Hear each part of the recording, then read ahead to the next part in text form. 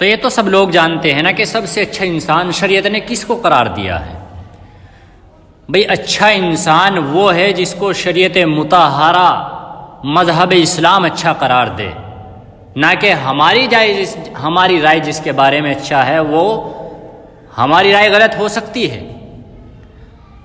قرآن سے بوجھیے، قرآن و حدیث کی روشنی میں اگر کسی کو سب سے اچھا اور بہترین انسان قرار دیا جاتا ہے، اور قرار دیا جائے تو سب سے بہتر اور کامل وہ شخص قرار دیا جائے گا جو اخلاق حسنہ اور کردار اور کریکٹر کے اعتبار سے لوگوں میں سب سے زیادہ ممتاز اور نمایاں ہوگا۔ اللہ کے نبی صلی اللہ علیہ وسلم نے ارشاد فرمایا، اللہ کے بندوں میں سے اللہ کو سب سے زیادہ محبوب وہ ہے جو ان میں سب سے زیادہ با اخلاق ہو، سب سے زیادہ با اخلاق ہو۔ اسلام میں اخلاق حسنہ کی اہمیت کیا ہے؟ اس کا اندازہ اس سے لگایا جا سکتا ہے کہ آپ صلی اللہ علیہ وسلم نے اپنی بعثت کی اصل غرض و غایت اخلاق و اعمال کے مکارم محاسن کی تکمیل قرار دیا ہے۔ پتہ یہ چلا کہ سماج معاشرہ اور انسانی سوسائٹی میں سب سے زیادہ ایمان میں کامل اور سب سے بہتر اور کامیاب شخص وہ ہے جو اخلاق حسنہ میں ممتاز اور نمایاں ہے۔ ایسا شخص اللہ تعالیٰ کو بھی اللہ تعالیٰ کو بھی سب سے زیادہ محبوب ہوگا، اس لیے کہ اللہ کے یہاں مقام محبوبیت حاصل کرنے کے لیے کمال ایمان ضروری ہے۔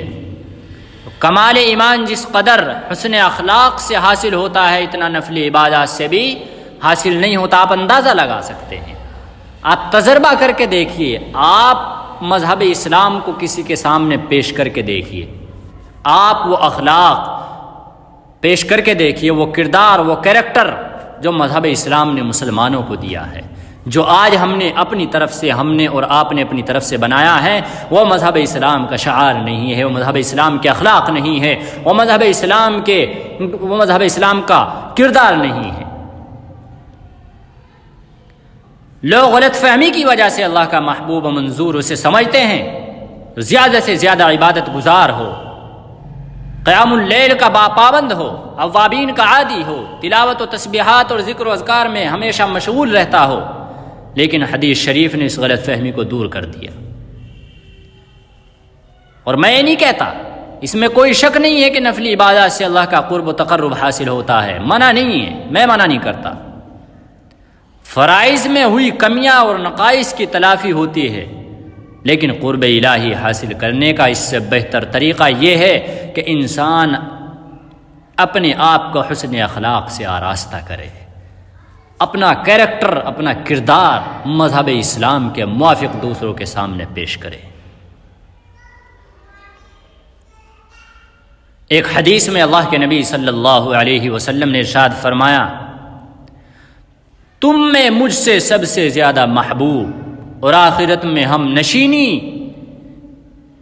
میرے سب سے زیادہ قریب وہ لوگ ہوں گے جو تم میں اخلاق میں سب سے زیادہ اچھے ہوں گے، اور تم میں سب سے زیادہ ناپسندیدہ اور آخرت میں مجھ سے سب سے زیادہ دور وہ لوگ ہوں گے جو تم میں اخلاق کے اعتبار سے زیادہ برے ہوں گے۔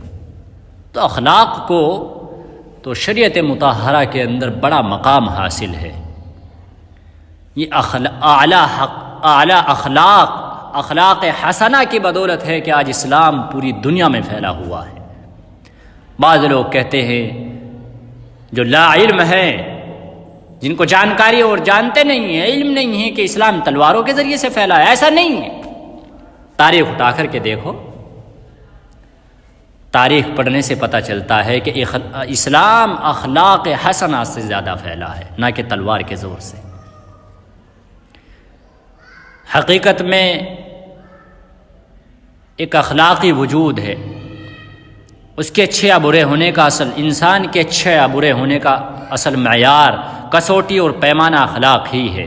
زندگی کی قدر و قیمت متعین کرنے میں اصل فیصلہ کن چیز اخلاق ہی ہے۔ اس لیے کامیاب اور مبارکباد ہیں وہ لوگ جو اخلاقی لحاظ سے اپنے کو بہتر حالت میں دیکھنے کی دل میں تمنا اور خواہش رکھتے ہیں۔ ایک روایت میں آتا ہے قبیلہ مزینہ کے ایک شخص سے روایت ہے کہ لوگوں نے عرض کیا اللہ کے رسول، انسان کو جو کچھ عطا ہوا ہے اس میں سب سے بہتر کیا ہے؟ تو آپ صلی اللہ علیہ وسلم نے فرمایا حسن اخلاق۔ اخلاق کی اہمیت، اس کے مقام و مرتبے کا اندازہ ان حدیث سے بھی لگایا جا سکتا ہے۔ علماء نے لکھا ہے کہ اخلاق در حقیقت فطری جذبات و احساسات ہی کا دوسرا نام ہے۔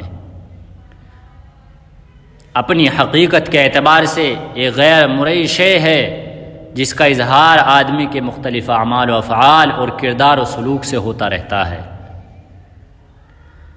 ارادہ و اختیار و احساسات کے صحیح اور بہترین استعمال سے اس کی زندگی نمودار ہوتی ہے۔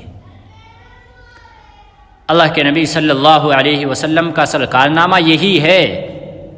آپ نے انسانی زندگی کو مختلف اکائیوں میں تقسیم کرنے کے بجائے اسے ایک کل قرار دیا، اور زندگی کے ہر پہلو، اس کے ہر شعبے سے متعلق، خواہ اس کا تعلق معاشیت سے ہو یا حکومت و سیاست سے، اخلاق کے صحیح اصول و ضوابط بیان فرمائے ہیں۔ انسانی زندگی میں اخلاق حسنہ کو جو اہمیت حاصل ہے وہ کسی سے مخفی و پوشیدہ نہیں ہے، اور اس کی اہمیت و افادیت سے کسی کو بھی انکار نہیں ہو سکتا۔ قوموں کی تاریخ میں کسی ایسی قوم کی مثال نہیں ملتی جس میں نیکی و بدی، خیر و شر اور صحیح اور غلط کا سرے سے کوئی تصور نہ پایا جاتا رہا ہو۔ جو لوگ جبریت کے قائل ہیں وہ بھی علی اعلان اس بات کا دعویٰ نہیں کر سکتے کہ ان کے نزدیک جھوٹ سچ میں، حق اور ناحق میں، صحیح اور غلط میں، یا ایمانداری اور مکر و فریب میں کوئی فرق نہیں ہے۔ اس سے کسی کو انکار نہیں۔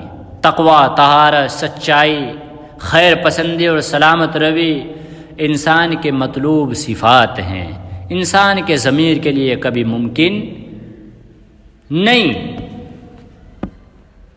تو خلاصہ یہ کلام یہ ہے بتانے کا اور سمجھانے کا کہ اخلاق کو مذہب اسلام کے اندر کتنا سراہا ہے، اخلاق کا کیا مقام ہے۔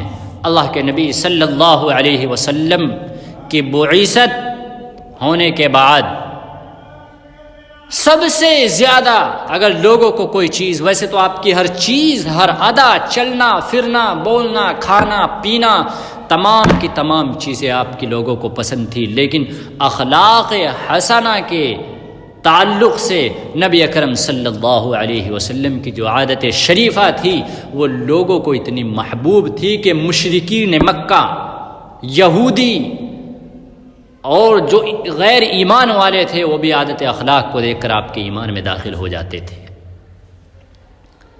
آپ کی نرمی کو، آپ کے اعلیٰ کردار کو، آپ کے اعلیٰ اخلاق کو، آپ کے لب و لہجے کو دیکھ کر، آپ کے عادت شریفہ کو دیکھ کر لوگ مذہب اسلام میں داخل ہوئے ہیں۔ لیکن آج بڑے احساس کے ساتھ یہ بات کہنی پڑ رہی ہے کہ آج ہم نے جو اسلام کا اصل کلچر تھا، اسلام کا جو اصل ماڈل تھا، اسلام کی جو اصل حقیقت تھی وہ لوگوں کے سامنے ہم نے پیش کر دی، چھوڑ دی۔ ہماری طرف سے جو اسلام پیش ہو رہا ہے وہ اپنی من مرضی کا ہو رہا ہے۔ جو اسلام ہمیں وراثت میں ملا ہے، جس دین کو، جس کردار کو، جس کریکٹر کو، جس اخلاق کو اللہ کے نبی صلی اللہ علیہ وسلم نے اس کائنات کو دیا ہے وہ تو ہم سے چھوٹ گیا، وہ تو دور ہو گیا۔ اسی لیے لوگ آج مسلمانوں سے کنفیوز ہیں، مذہب اسلام سے کنفیوز ہیں، متنفر ہو رہے ہیں، چونکہ ہماری طرف سے ان کے سامنے صحیح اسلام کا کلچر پیش نہیں ہو رہا ہے۔